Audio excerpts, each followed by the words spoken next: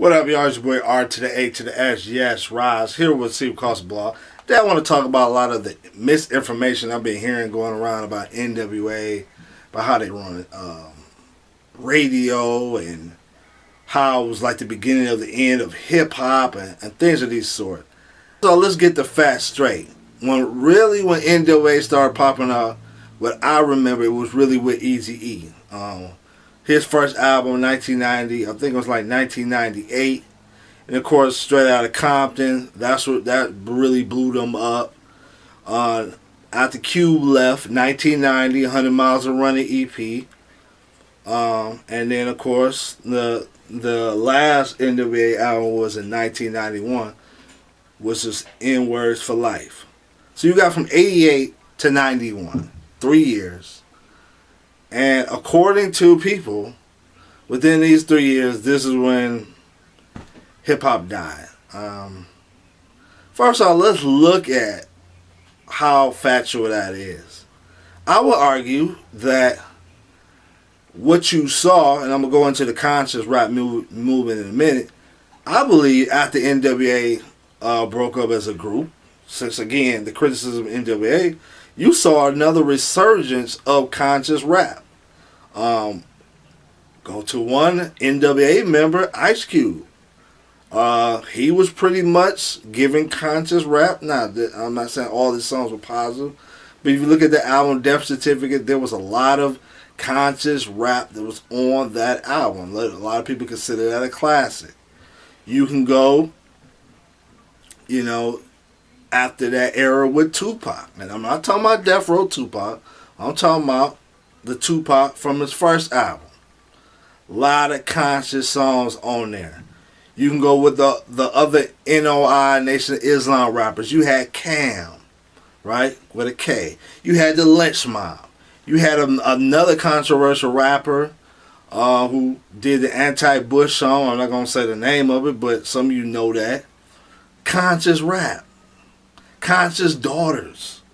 There was the Coop. There was a whole movement in the West Coast with conscious rap. But allegedly, N.W.A killed hip-hop. But yet there was a conscious movement in the West Coast with hip-hop. Now, let's go to the East. A lot of people say, well, look, the trend of the Afrocentric movement in hip-hop died because of N.W.A. Come on. The Afrocentric movement in hip-hop was a fad. Okay? It was a fad. I remember that. I was a part of the fad. I went to the store. I didn't get the real ones from the African. I went to the corner store. I had my medallions, the beads, and all that stuff. It was a trend. It was a fad in hip-hop. And like every other fad, fads die. What's the fad going on in hip-hop now? You got the quote-unquote resurgence of conscious rappers selling money. You got your J. Cole. You got your Kendrick. Guess what? That's a fad now. But 2, 3, 4 years from now, there's going to be another fad. Even with N.W.A, or you want to go beyond them, even with gangster rap, that was a fad. Okay, after Pac died, you pretty much saw the beginning of the end of quote-unquote gangster rap. Nobody was messing with the West Coast. It went, a variety of places, South, East as well. But pretty much, until like Dre came out and, with the Chronic 2001 wasn't a true West Coast. You had different rappers. West Coast music was pretty much dead. Why? Because it was a fad. Alright? They had the whole Dre sound, and some of you know what that is, the G-Funk sound. It was all over the radio. It was just over commercialization. And that had nothing to do with N.W.A. That was record companies saying, hey, that this was popping. So all we're going to have on the radio now is the whole G-Funk Dr. Dre sound. And it was stale. And eventually it died. It was a fad. You cannot put this on N.W.A. ruin music. This is silly.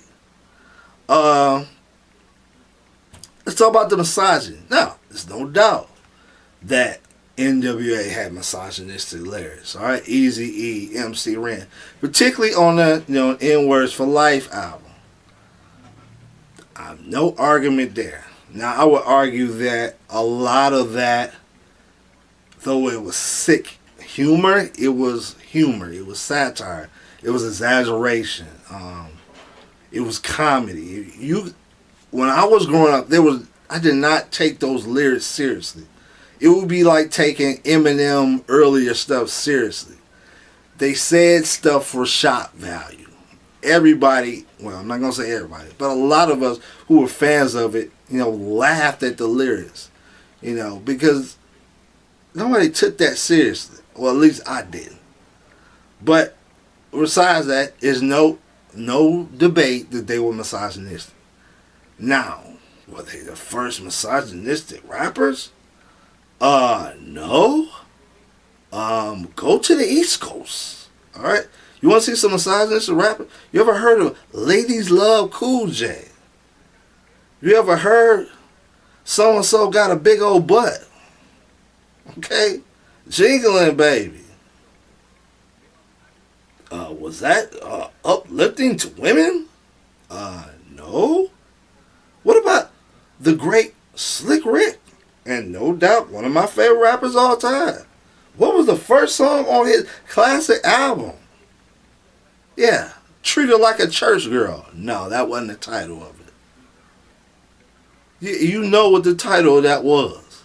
So, misogyny in hip-hop. Oh, come on. It's always been misogyny in hip-hop. That's like N.W.A. Invented misogyny in hip-hop. What? Well, the conscious rap movement wasn't.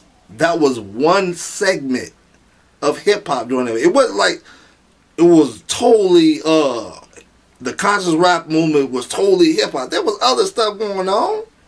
This revisionist history of N.W.A. did this, did that. I'm not buying it.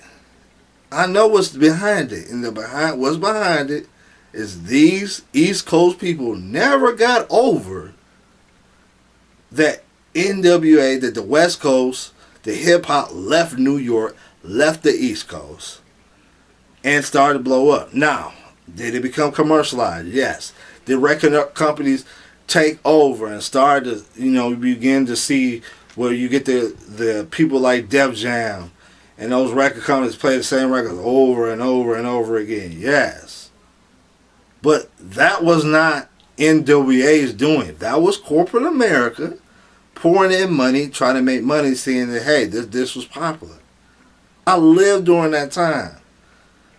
90's was some of the best era in hip-hop. These people talking about hip-hop died because of N.W.A. That 90's was some of the best eras. Wu-Tang, Nas, Boot Camp Click. You had all these people during that time, native tongues. If it died, why is the 90's some of the best music, of the hip-hop era? Why are all of these younger artists trying to be like the 90's rappers?